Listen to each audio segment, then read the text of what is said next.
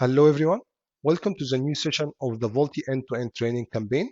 In today's video, we are going to continue with the VoLTE K actions, where we covered in previous session two main features.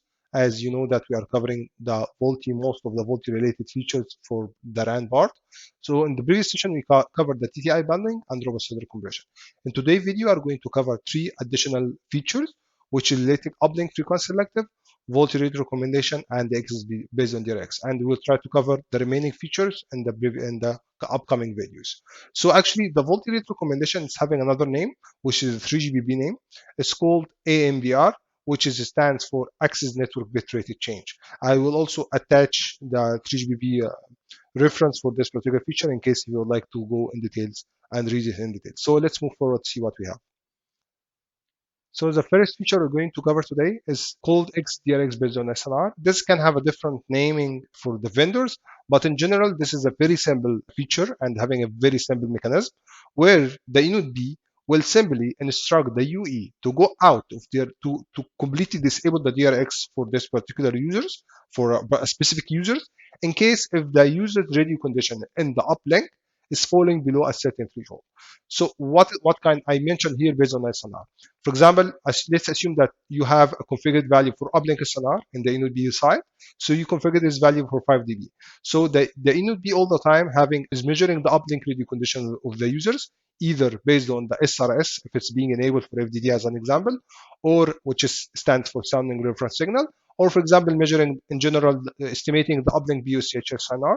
So in case if the SRS is not being enabled, so the NLP will estimate the SNR, and once, for example, it's found it's falling below the configured threshold, which we assumed as 5 dB. Let's assume now the user is having 3 dB or 2 dB SNR. So the NLP will send him a RRC Reconfiguration message to disable completely the DRX to ensure that this user will never enter the DRX whenever his uplink SNR is in a poor radio condition. So what is the benefit we can obtain for that part? Actually, as mentioned here, the three main benefits where we can obtain from disabling the DRX in general, which is reducing the packet loss. I will explain why and how, and also improving the voice quality and downlink scheduling delay. So now, just to understand from where these gains might come, let's try to recall our understanding of the VoLTE DRX or DRX in general, particularly for VoLTE. So before explaining the concept of this kind of improvement, where it comes, why it's coming when we disable the DRX, just let's recall three main important parts. The first part, in 4G retransmission, usually if the user is out of TTI bundling state, is remaking the retransmitting every 8 milliseconds. Means that if the users fail to decode there is a failure to decode, for example, the transmitted packet from the NUB side, the retransmission will happen after 8 milliseconds. And the second one here, which is the VoLTE packet delay budget, as we explained in the first session, it's 100 milliseconds. So whenever the packet is delayed for a value greater than 100 milliseconds, this means the packet will be discarded. It will be even lost or discarded. And the second part here in between, that we mentioned that the NLP usually will buffer the data in case will buffer the data in the buffer. It will keep it in the buffer in case if the user is already in DRX mode. So it cannot send the data to the user until he is out of the DRX mode. DRX means discontinuous reception, where the user is in sleeping mode, so he cannot receive any data. So let's now try to explain what we have. Now, as you can see here, this is the settings where we assumed something called end duration parameter for DRX. It's 4 milliseconds. We'll explain what it means by this. And long DRX cycle, which is 400 milliseconds. And this is usually the recommended settings by Apple. As this is known, you can find this in most of the VoLTE networks, this kind of configured value. And for example, now let's try to explain through this particular mechanism. As you can see here, for this, assuming that now the NUB already received VoLTE packets and it would like to transmit these VoLTE packets and the downlink to the users. So this is the user, and this is the DRX state. So this packet cannot be transmitted from the NUB to the UE until the user go to the on duration timer. On duration means he's awake. He's out of the DRX and he's awake, he can now receive the packet. So in this particular case, the NLP can transmit it here. But if you remember that the VoLTE packet in general is transmitted every 20 milliseconds, as mentioned here. But in this case, because the long DRX cycle is 40 milliseconds, this means the packets will be transmitted every 40 milliseconds, but it will be bundled every 40 milliseconds. We'll have two packets. So now the NLP will buffer the packets until the user go to the on duration timer. As you can see, this on duration timer, which is 4 milliseconds. So the user is awake for 4 milliseconds only and is waiting for the NLP to start transmitting data. So the NLP now did that downlink transmission. As you can see here, this is the BDCH and this is the allocated, for example, buckets and BDCH resources in general. So in case if this particular bucket is being failed, it's not somehow it's not being decoded or there is so the NLP need to make the retransmission after 8 milliseconds, right? But this cannot be done, right? Because first of all, we have something again called long DRX cycle, and this long DRX cycle where the user will go into the sleeping mode. It's 400 milliseconds. So he will be awaking within this long DRX in the beginning of long DRX cycle for only 4 milliseconds, and the remaining 36 milliseconds he will be in a sleeping mode, which is this part. This is the sleeping mode, and this is the awake mode. So he will be again going sleep mode, and the NLP cannot do the retransmission until the user again is in the on duration timer. So at the end of the long DRX cycle, it will start a new long DRX cycle, and the user now will come again into in the awake mode and duration timer here for 4 milliseconds and start receiving. Now assume that again this particular packet is being failed. What will happen in this case? It happened that now it's almost 80 milliseconds, right? So now they need to retransmit the same packets, but again after this long direct cycle, which is again after 40 milliseconds. And again, if you remember, we mentioned that the packet delay budget is 1 millisecond. So assume that the retransmission happened at the second 110 millisecond. This means it's crossing the 100 millisecond, so the packet will be lost and discarded. So the user will lose the packet. So actually, once you disable the DRX, what will happen? The NLP will have the NLP now will have the capability and will transmit the data or the packets at any time to the user, which means every 20 milliseconds it can be transmitted. So you will have many opportunities to retransmit the packets in case of the retransmission.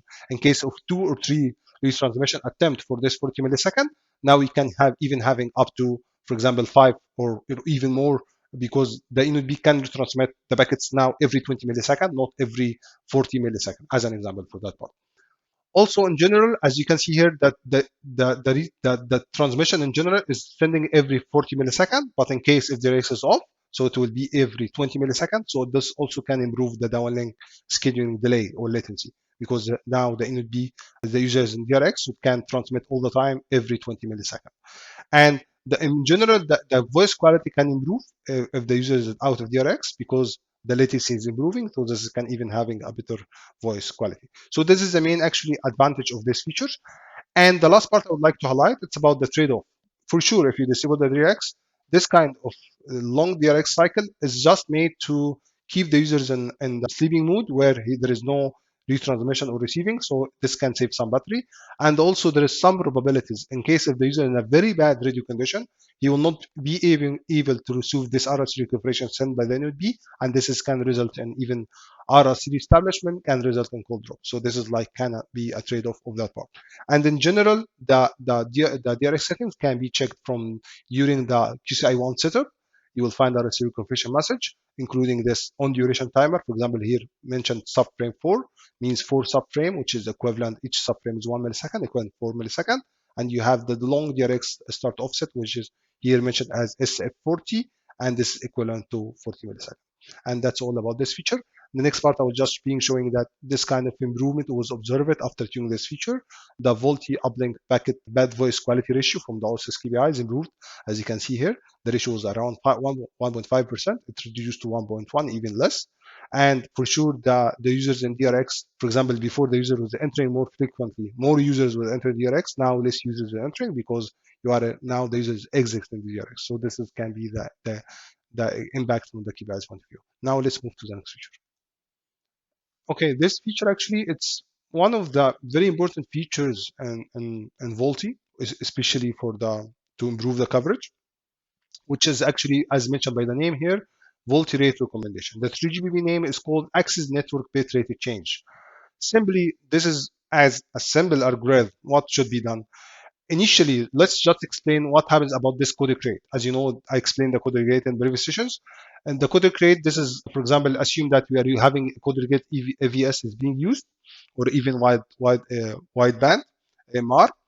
So assume that now during the call, usually the codec rate is being negotiated during the VoLTE call setup, and during the call setup, the mobile originating call will be sending the same invite, his capability about the codec rate. Then the mobile terminating will be replying with his own capability ranges. Then they will agree and probably select the highest codec rate supported between both of them. But the codec rate will almost remain the same all over the call.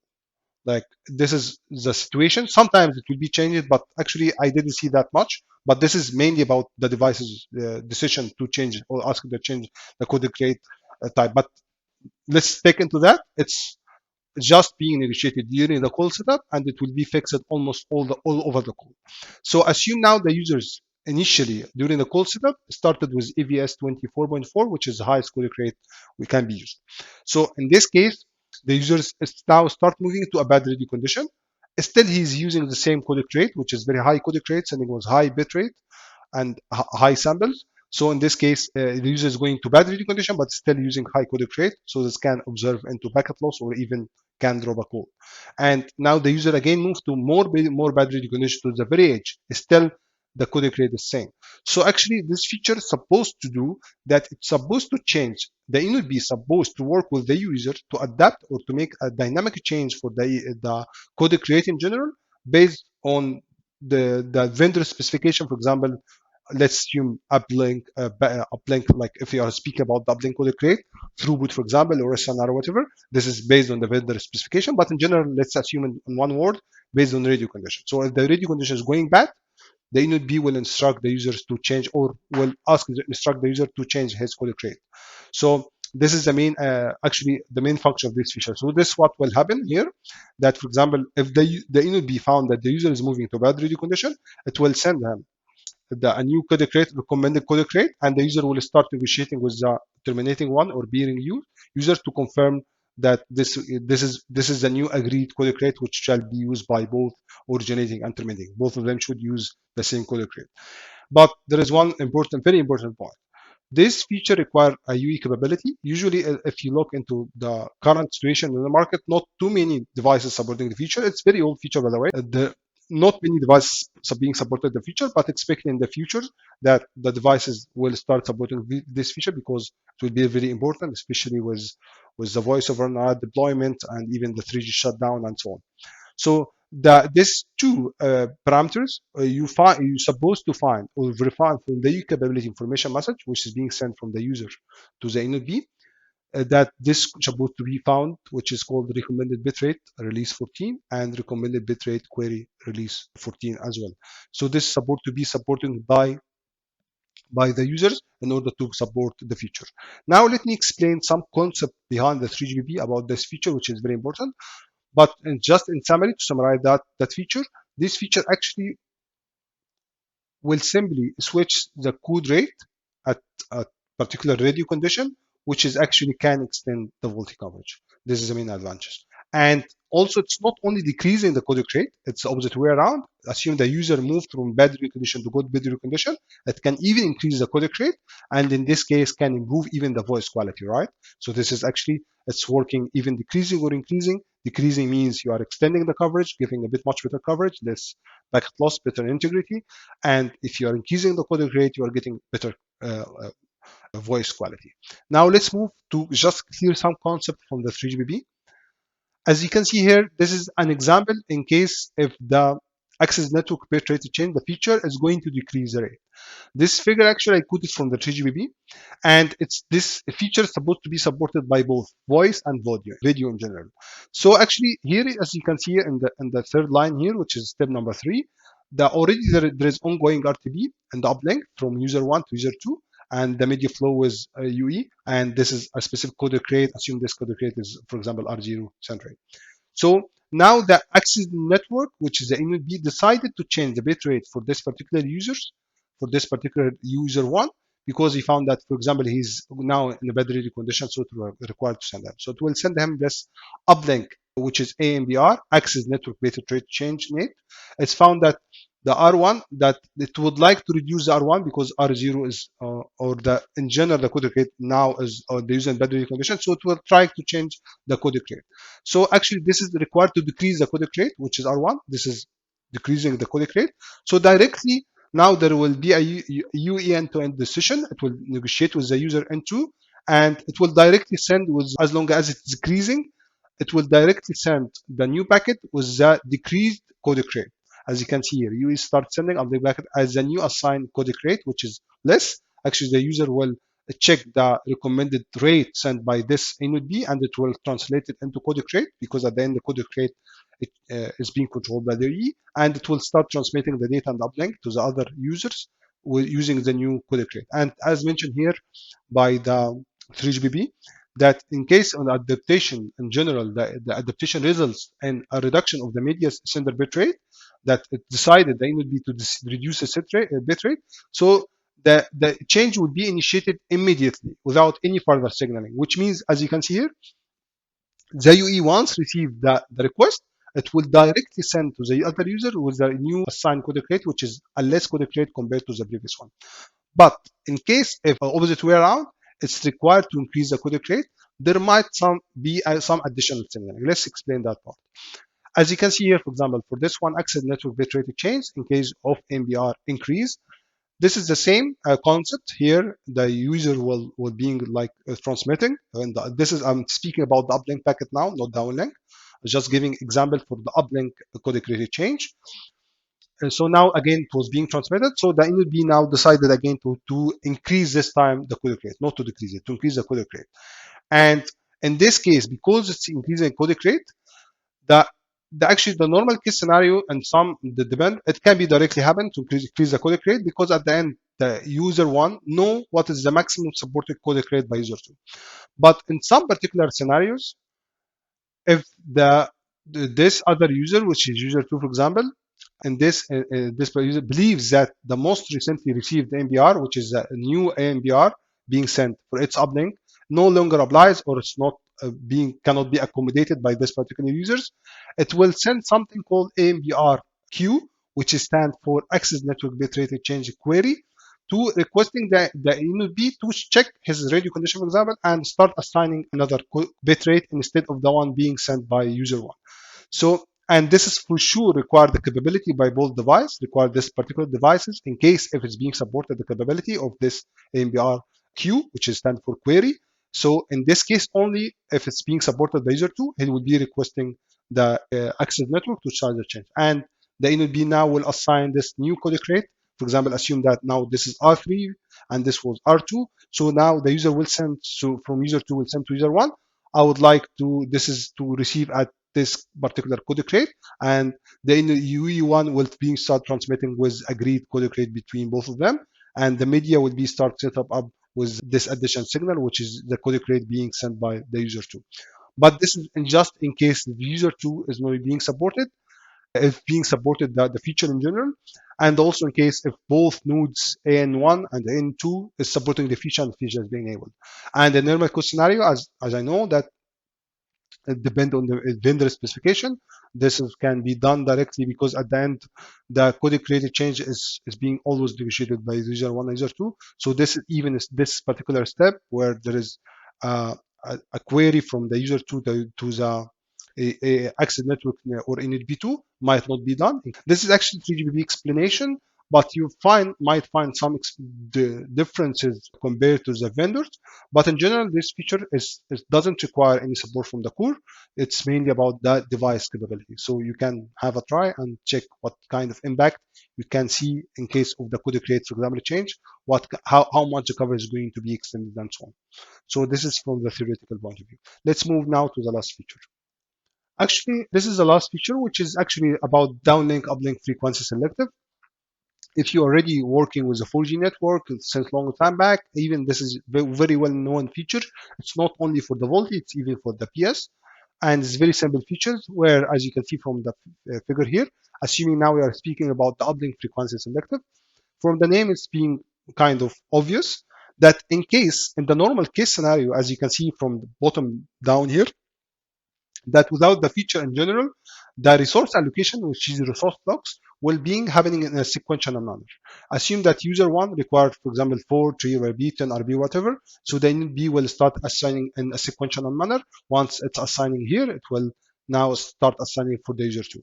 It's not taking the radio condition of this particular frequencies into consideration. But in case of frequency selective being enabled for the feature, even for uplink and downlink, so the NUD now will start measuring, for example, if you're speaking in the uplink, it will start measuring the uplink quality, and it will start estimating. It will start estimating the quality of this user. And this part, it's about the uplink SRS or uplink POSH SNR. I think by mistake I mentioned the first feature which is the XDRX based on SNR or SRS. The XDRX is only based on the SNR, but this feature can be being based on SRS, standing reference signal, if it's being enabled, or based on the SINR. This is how the NLP will estimate whether the user is having a bad radio condition in this particular RBs or not. So assume now you have this user one here, UE1. This is the channel quality. So in this particular frequency, area is getting a good quality, so it will be assigning this as this way. For example, to give him this particular portion of frequency, assume that the frequency is at the start of the band as an example, it will assigning him. Now the user 2, now as you can see, this user U2 allocation, this is the frequency domain. It's starting assigning, for example, this particular area because it's having good quality. User 2, it's assigning him this particular frequency, which is here, for an example, at the end of the band or in the middle of the band, because here user 2 quality profile is getting better. So now it's being assigning not in sequential manner anymore. It can be at any part of the frequency domain as showing here. So for example, instead of being in sequential manner, now it can be done in this way, where, for example, user 1 taking the resources here, and user 2 not necessary to be continuous allocation, as you can see here, between user 1 and user 2. It will be starting at the end of the band, and this can guarantee that you will have a much better quality and even much better voice quality and even much better packet loss. This is actually the main idea, and this is I think it's very simple feature and it's well known. And if you are speaking about downlink frequency selective, this is usually based on the reported channel quality indicator, which is CQI, which is usually reported from the UE to the NUD, and the NUD based on the CQI can start doing this same concept, where it start allocating the good resource blocks for this particular users, instead of allocating a particular or in a particular way as mentioned before here without frequency selective. And that's it for today's video. We will continue with the next videos about the VoLTE, particularly about the VoLTE. We'll continue with the remaining features, try to cover as much as we can from the VoLTE, so you will have a complete guideline which can take you from very beginner level to an advanced level. I hope if you like the video to like and share, and to share it with your friends. Thank you, and see you next video.